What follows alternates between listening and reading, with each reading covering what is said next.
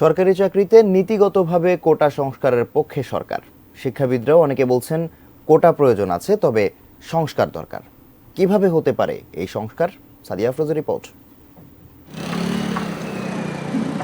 2018 সালে প্রথম ও দ্বিতীয় শ্রেণীর সরকারি চাকরিতে কোটা প্রথা বাতিলের আগে দেশে কোটার জন্য নির্ধারিত ছিল 55% পদ, বাকি 45% বরাদ্দ ছিল সাধারণের জন্য।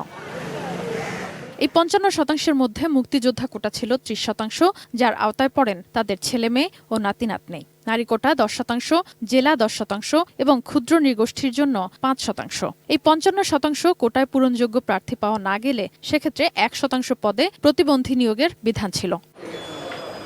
তবে 55% কোটা সবসময় পূরণ হয় না বলে জানান বিশ্ববিদ্যালয় মঞ্জুরি কমিশন ইউজিসির সাবেক চেয়ারম্যান অধ্যাপক আব্দুল মান্নান।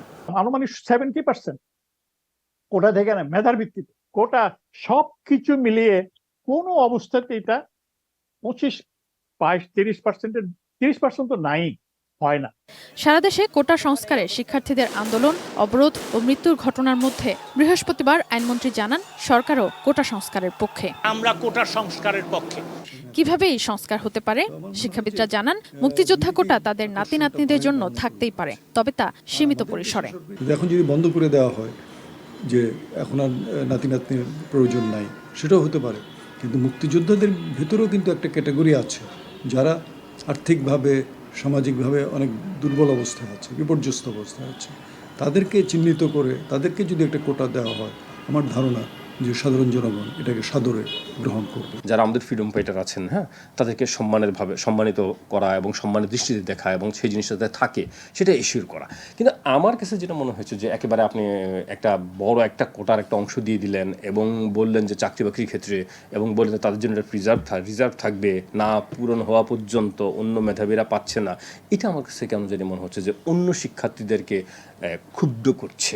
জেলা, নারী, ক্ষুদ্র নৃগোষ্ঠী ও প্রতিবন্ধী কোটাও প্রয়োজন আছে জানিয়ে তারা বলেন এসব কোটাও ব্যবহার হতে হবে প্রয়োজনীয়তা বিবেচনায়। আমরা কোটা দিচ্ছি পাবলিক বিশ্ববিদ্যালয়গুলোতে ভর্তির সময় যদি কেউ কোটা ব্যবহার করে, সে কিন্তু আর চাকরির সময় সেই কোটা ব্যবহার করার কথা না। কারণ একজন ব্যক্তি বা একজন মানুষ, একজন প্রার্থী দুবার কোটার সুযোগ নেওয়া উচিত হবে না।